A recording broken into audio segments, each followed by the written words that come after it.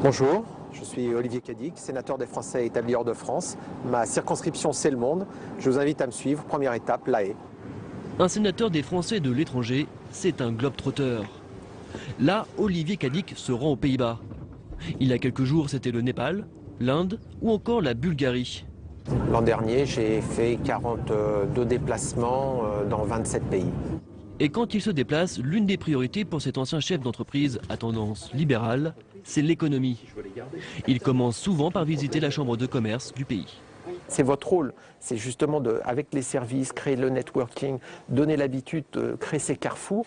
Et cet écosystème, il ne doit rien coûter aux contribuables français. Je suis toujours en train de chipoter sur mes budgets, d'avoir des gens plus jeunes parce que c'est moins cher. C'est la troisième fois qu'il se rend aux Pays-Bas et ce n'est pas un hasard.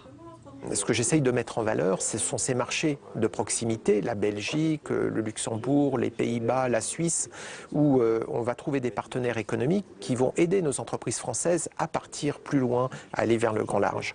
Par exemple, la Belgique, pour la France, représente en exportation autant que les États-Unis et le Canada réunis. Bonsoir à tous, monsieur le sénateur.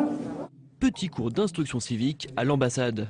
Quel est le rôle d'un parlementaire des Français étrangers, sachant qu'il n'y a pas que les sénateurs?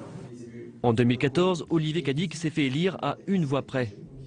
Les grands électeurs des sénateurs des Français de l'étranger ne sont pas les conseillers municipaux ou généraux, mais les conseillers consulaires, élus eux aussi au suffrage universel direct. Ils sont un peu plus de 400 dans le monde. C'est assez peu pour élire les 6 sénateurs de l'étranger. Je pense qu'on pourrait très facilement avoir 2000, 2500 grands électeurs de par le monde. Et ça serait, je crois, beaucoup plus représentatif. C'est très simple, s'appuyer sur les élus eux-mêmes. On leur demande de désigner eux-mêmes, par exemple, chacun 5 électeurs de plus. Et on obtient tout d'un coup 2000 électeurs. L'objectif de la soirée pour le sénateur, c'est aussi de prendre le pouls des préoccupations des Français aux Pays-Bas.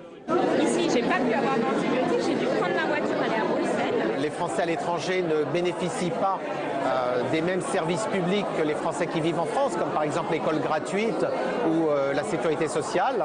Donc ils sont dans un environnement totalement différent. C'est cela que nous devons prendre en compte et les aider à trouver les moyens justement de s'ajuster. C'est ce qu'ils nous réclament. Le lendemain, direction Londres et c'est plus de 200 000 ressortissants français. Une capitale que connaît bien le sénateur qui habite l'Angleterre depuis 20 ans. Aujourd'hui, ce sont les 5 ans d'une école maternelle bilingue.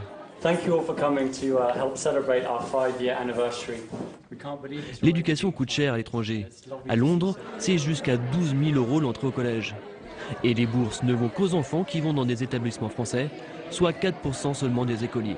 L'idée, c'est de créer un chèque éducation qui serait un droit ouvert à de l'enseignement en français qui pourrait être fait s'il n'y a pas d'école française à proximité. On pourrait très bien utiliser l'Alliance française, les cours de l'Alliance française, des instituts français, des petites écoles du samedi. Dans les prochaines semaines, Olivier Cadic continuera son tour du monde. Au programme, la Suisse, l'Allemagne, puis l'Amérique centrale, Mexique, Guatemala, Salvador, Honduras et Panama.